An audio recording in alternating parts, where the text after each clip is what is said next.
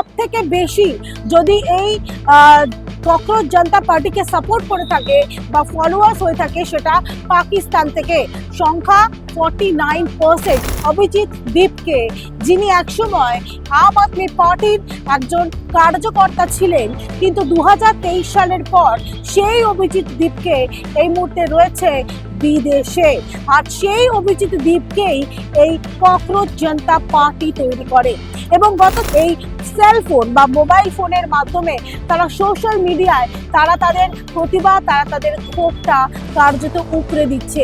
আর এখানেই কি বিপদ ডেকে আনছেন খুব অজান্তে এই জেনজিরা। জনতা পার্টি সম্পর্কে কিছু জানেন, একটু বলতে পারবেন?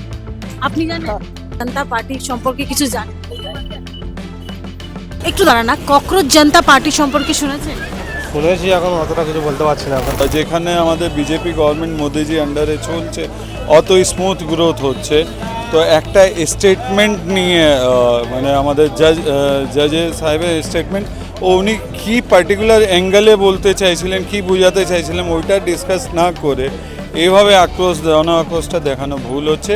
এটা ডিপ রুটেড একটা প্ল্যানিং আছে আমাদের ইন্ডিয়াকে আনস্টেবল করা, এটা আপনারা একটু খেয়াল রাখবেন। জেনজিদেরকে ইউজ করে এরকমভাবে যে মনের মধ্যে একটা বিষ ঢুকিয়ে না এই ককরোচ জনতা পার্টির মাধ্যমে এই বিষয়গুলো আনতে চাইছে এবং ভারত সরকারকে দেখাতে চাইছে যে তারাও করতে পারে এবং তাদের মধ্যে সে ক্ষমতাটা রয়েছে। কোনো রকম ভাবে ফাঁদে পা দেবেন না, সতর্ক থেকে সমস্ত কিছু ব্যবস্থা করাটাই শ্রেয়।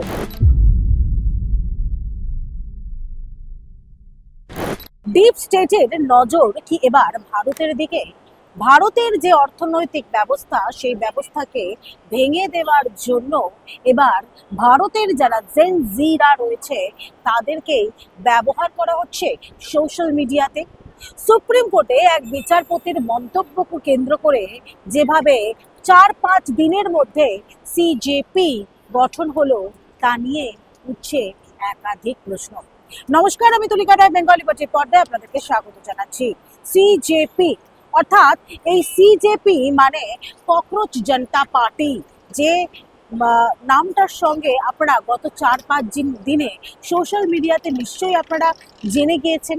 কিন্তু এই ককরোচ জনতা পার্টি আসলে কি কি কাজ করছে সেই বিষয়ে এখনো পর্যন্ত অনেকেই অবগত নন, কিন্তু যারা জেন জিরা রয়েছে তারা কিন্তু বেশ অবগত। কিন্তু এই জেন জিরা যেভাবে এই গত 4-5 দিনের মধ্যে এই মুহূর্তে ইনস্টাগ্রামে দেখা যাচ্ছে তাদের ফলোয়ার্স প্রায় 17 মিলিয়ন। 4-5 দিনের মধ্যে যেভাবে তাদের ফলোয়ার্স বাড়ছে, যেভাবে তাদের সাবস্ক্রিপশন বাড়ছে, এবং শুধুমাত্র এখন প্রশ্ন উঠছে এই ককরোচ জনতা পার্টি নিয়ে। কিন্তু কিভাবে এই ককরোচ জনতা পার্টির উত্থাপন হয়েছিল বা উত্থান হয়েছিল? 11ই মে 2026-এ বিচারপতি অর্থাৎ সুপ্রিম কোর্টের একজন বিচারপতি এই জেন জিদের নিয়ে একটি মন্তব্য করেন। কারণ জেন জিরা ককরোচের সঙ্গে তাদেরকে তুলনা করা হয়। There are youngsters like cockroaches. They don't get any employment. They don't have any place in profession. There are already parasites in society. তার কারণ এই জেন জিরা নিজস্ব যোগ্যতায় কিছু করতে পারে না, এমনটাই এই বিচারপতির তরফ থেকে জানানো হয়েছিল বা মন্তব্য করা হয়েছিল। সুতরাং তারা কোনো কিছু প্রকাশ করতে গেলে সোশ্যাল মিডিয়াকেই হাতিয়ার করে, এমনটাও বলেছিলেন। অর্থাৎ জেন জিরা পরজীবী, যেমন আরশোলা পরজীবী। আর এই বিচারপতির যে মন্তব্য, সেই মন্তব্যের পরিপ্রেক্ষিতেই উঠে আসে আরশোলা অর্থাৎ ককরোচ জনতা পার্টি, যে পার্টির ফাউন্ডার অভিজিৎ দীপকে, যিনি একসময় আম আদমি পার্টির একজন কার্যকর্তা ছিলেন, কিন্তু 2023 সালের পর সেই অভিজিৎ দীপকে এই মুহূর্তে রয়েছে বিদেশে। আর সেই অভিজিৎ দীপকেই এই ককরোচ জনতা পার্টি তৈরি করে এবং গত 4-5 দিনের মধ্যে যেভাবে মিলিয়ন যারা ফলোয়ার্স অর্থাৎ যারা জেন জিরা রয়েছে তারা কিন্তু এই ককরোচ জনতা পার্টি যে পেজ, সেই পেজকে তারা ফলো করেছে। যেখানে আমরা ইতিমধ্যেই দেখতে পাচ্ছি যে ইনস্টাগ্রামে ইতিমধ্যেই দেখা যাচ্ছে যে ককরোচ জনতা পার্টির যেরকম ফলোয়ার রয়েছে প্রায় 17 মিলিয়ন, কিন্তু এদের ভূমিকাটা কি, অর্থাৎ কিসের ভিত্তিতে, কেনই বা এই দেশের তথা গোটা পৃথিবীর যারা জেনজিরা রয়েছে তারা এই ককরোচ জনতা পার্টিকে এক লকমায় বেছে নিচ্ছে? তার কারণ তারা বেশ কিছু পরিবর্তন চাইছে। কি সেই পরিবর্তন? তারা মূলত 5 থেকে 6টা এজেন্ডাকে সামনে রেখেছে, যেখানে তারা বলছে যে একদিকে no post retirement rewards for জাজেস, এই বিষয়টাকে যেরকম একদিকে সামনে রাখছেন, তার সঙ্গে প্রোটেক্ট এভরি লেজিট ভোট, অর্থাৎ যারা ভোটাররা রয়েছে প্রত্যেককে প্রোটেক্ট করতে হবে, এবং যদি কোনো বিধায়ক বা যদি কোনো যারা জনপ্রতিনিধিরা রয়েছেন তারা ভোটে জিতে আসার পর যদি তারা দল পরিবর্তন করে তাহলে 20 বছরের জন্য তাদেরকে সাসপেন্ড করা হোক, এমনটাও তাদের জানানো হয়েছে। সুতরাং এই একাধিক বিষয় নিয়ে এই মুহূর্তে চর্চার বিষয় রয়েছে এই ককরোচ জনতা পার্টি। যদিও বা এর পিছনে যেহেতু এই মুহূর্তে ভারতে বা এই বাংলায় কর্মসংস্থানের বড়ই অভাব রয়েছে এবং কর্মসংস্থান নেই বললেই চলে, যেখানে জেনজিরা সব থেকে বেশি সাফার করছে, আর সেই জায়গায় তারা এই এই বিষয়টাকে সামনে আনছে। তার কারণ হচ্ছে গত কয়েক বছর ধরে যেভাবে নিট পরীক্ষা হয়নি, এবং এইবারে যখন নিট পরীক্ষা হলো সেখানেও প্রশ্নপত্র ফাঁসের অভিযোগ উঠছে, এবং কেন্দ্রীয় যিনি শিক্ষামন্ত্রী রয়েছে তার বিরুদ্ধেও কার্যত অভিযোগ করা হচ্ছে, এবং তাকে অবিলম্বে পদত্যাগের কথাও জানানো হচ্ছে এই ককরোচ জনতা পার্টির পক্ষ থেকে। অর্থাৎ সরাসরিভাবে এই বিজেপিকে প্রত্যাখ্যান করার কথাই বারংবার ধরে বলা হচ্ছে এই ককরোচ জনতা পার্টির যে ফেসবুক পেজ বা ইনস্টাগ্রাম পেজ বা টুইটার পেজ রয়েছে সেখান থেকে। কিন্তু এই জেনজিদেরকে ব্যবহার করছে না তো এই ককরোচ জনতা পার্টি? তার কারণ কেন বলছি, তার কারণ এই অভিজিৎ দীপকে যার নাম করলাম, তিনি বিদেশে থেকে যেভাবে এই ফাউন্ডারশিপ অর্থাৎ এই পেজকে ক্রিয়েট করেন, এবং সেই পেজ গত 4-5 দিনের মধ্যে যেভাবে গোটা পৃথিবীতে ছড়িয়ে পড়ে, যেভাবে 17 মিলিয়ন যারা ফলোয়ার্স রয়েছে, যেখানে একজন রাজনৈতিক ব্যক্তিত্ব বা যদি কোনো সুপারস্টার হয় তাদেরকেও দেখা যায় যে তাদের যে ফলোয়ার বাড়াতে গিয়ে কঠিন পরিশ্রম করতে হয়, কিন্তু এক্ষেত্রে 4 থেকে 5 দিনের মধ্যেই এই ভিউ।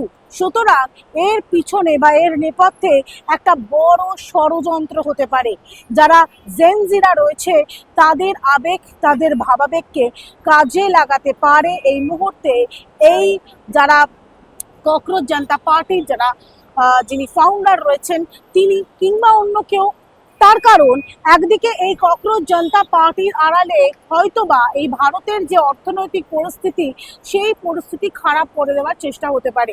আপনাদের নিশ্চয়ই মনে আছে বাংলাদেশে গত বছর যে ঘটনা ঘটেছিল, যেখানে সব থেকে মুখ্য ভূমিকা নিয়েছিল জেনজিরা, যারা পড়ুয়ারা রয়েছে তারা নিয়েছিলেন, যেখানে গোটা দেশ উৎখাত হয়ে গিয়েছিল এবং বাংলাদেশের প্রধানমন্ত্রী শেখ হাসিনাকে সেখান থেকে পালিয়ে যেতে বাধ্য করা হয়েছিল, গোটা দেশ জ্বলছিল, সেই খবর নিশ্চয়ই আপনারা জানেন। এবং এখান থেকে শিক্ষা নেবার পালা, যেভাবে একের পর এক দেশে এই জেনজিদের কার্যত উত্তপ্ত করে তাদের মনে বিষ ঢুকিয়ে যেভাবে সেই দেশের যে অর্থনৈতিক পরিস্থিতি সেই পরিস্থিতি খারাপ করে দেওয়া হয়েছে, এবং ভারতকেও কি সেই পথে নিয়ে যাওয়ার চেষ্টা করা হচ্ছে, এবং এটা একটা ডিপ স্টেটের একটা রাজনৈতিক ষড়যন্ত্র নয় তো? এই মুহূর্তে বেঙ্গল লিবার্টির কাছে যে তথ্য এসেছে, যেখানে আমরা দেখতে পাচ্ছি যে ইনস্টাগ্রামে এই মুহূর্তে ফলোয়ার্স হয়েছে 17 মিলিয়ন, আপনাদের সেটা বলেছি। তবে পাকিস্তান থেকে ফলোয়ার সংখ্যা কত জানেন? 49%, ইউএসএ থেকে 14%, বাংলাদেশ থেকে 14%, ইন্ডিয়া থেকে মাত্র 9% অর্থাৎ 9%, ইউকে থেকে 3%, অস্ট্রেলিয়া থেকে 3%, সৌদি আরব থেকে 3%, ইউএই থেকে 2% এবং আদার যে কান্ট্রি রয়েছে সেখান থেকে 3%।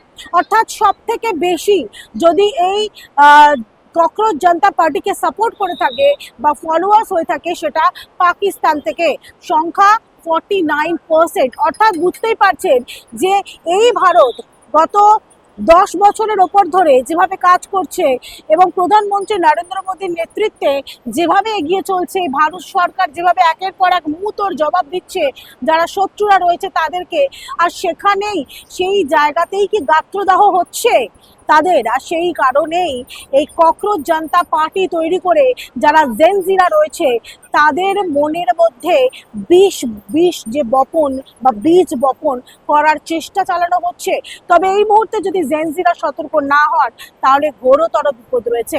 কেন বলছি, আমি বহু যারা জেনজিরা রয়েছে তাদের সঙ্গে এই প্রসঙ্গে কথা বলার চেষ্টা করেছি যে এই ককরোচ জনতা পার্টি সম্পর্কে তারা ওয়াকিবহাল কিনা, কিন্তু যারা জেনজিরা রয়েছে তারা অনেকেই ওয়াকিবহাল নন এবং অনেকে এই ককরোচ জনতা পার্টি সম্পর্কে জানা সত্ত্বেও তারা মুখ খুলতে চাননি ক্যামেরার সামনে।